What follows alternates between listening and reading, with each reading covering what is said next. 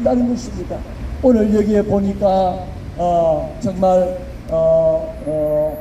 출애굽기 또 이 하나님께서 여호수아를 통해서 오늘 하신 말씀한 것처럼 아브라함에게는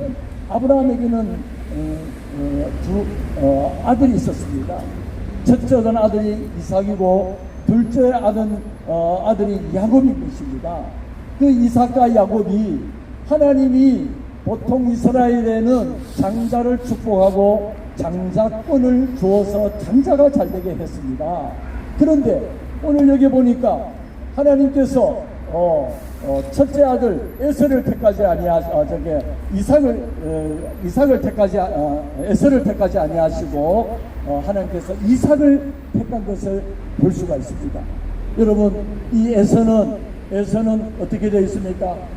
자기는 세일산에서 자기가 살고 있는 고향에서 편안하게 살 수 있고, 그리고 그렇게 할 수 있었는데, 여러분, 이 야곱이 어떻습니까?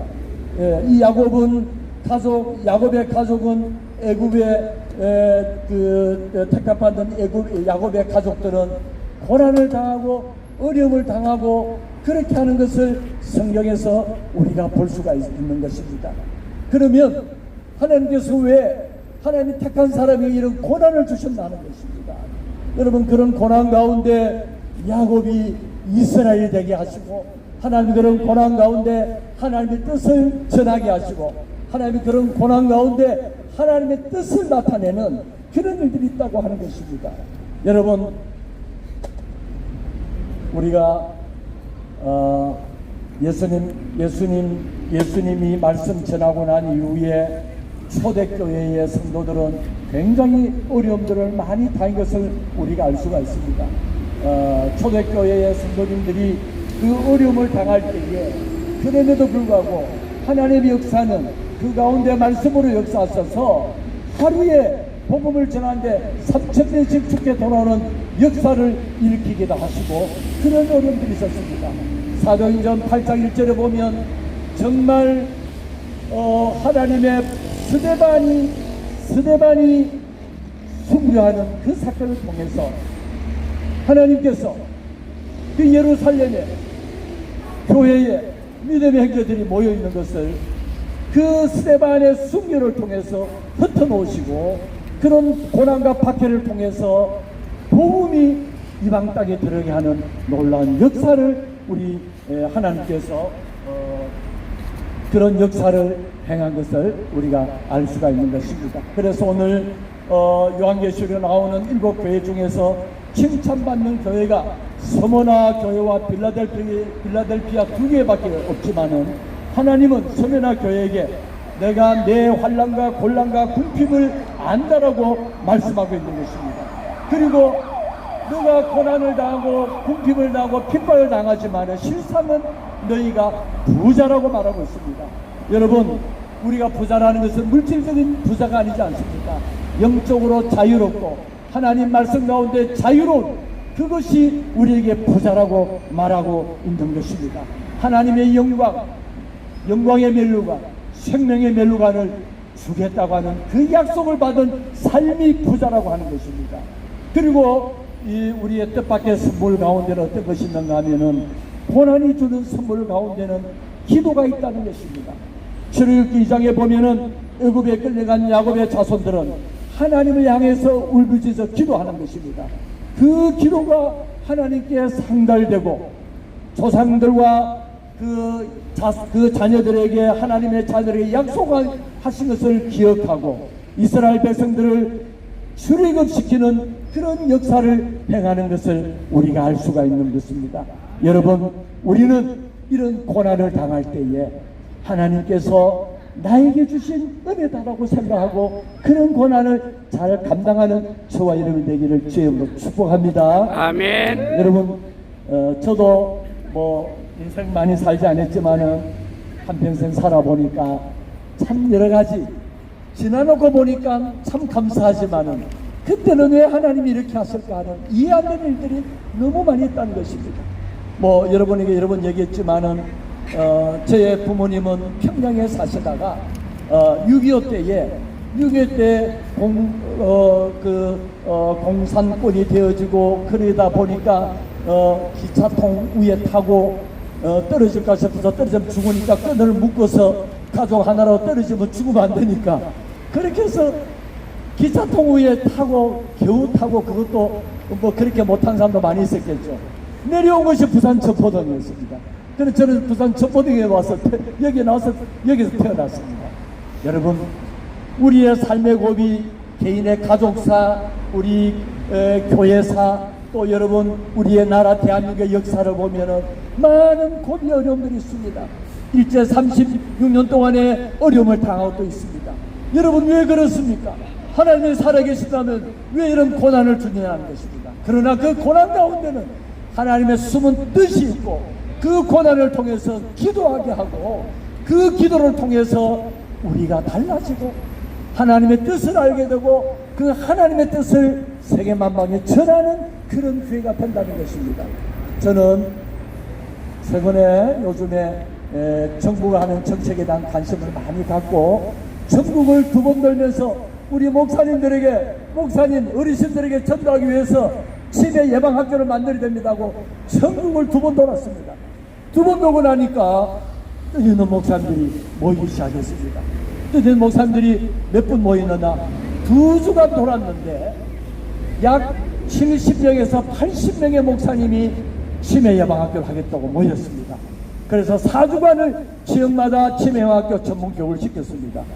그러는 차에 부산시에서 기도하고 준비하는 차였는데 협치 예산이라고 부산시가 뭐 여러 가지 좋은 일이 있으면 부산시가 협조하겠다고 협치 예산이 나왔는데 보니까 300만에서 3억까지 주는 프로젝트였어요.